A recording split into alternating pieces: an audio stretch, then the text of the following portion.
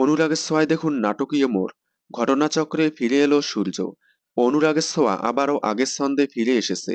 আবারও আগের মতো জমজমাট এপিসোড হচ্ছে অনুরাগের ছোঁয়ায়।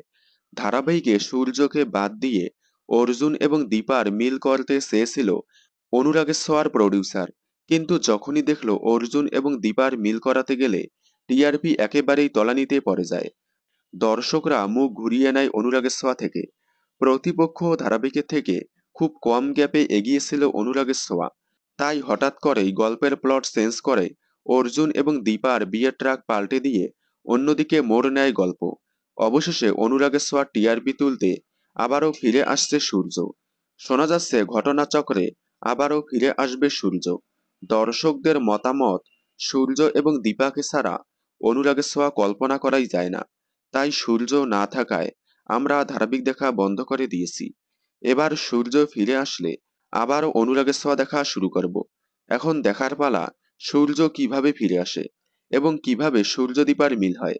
দেখুন অনুরাগের ছোঁয়ায় নাটকীয় মোড়, সোম থেকে রবি ঠিক রাত 9:30টায় স্টার জলসার পর্দায়।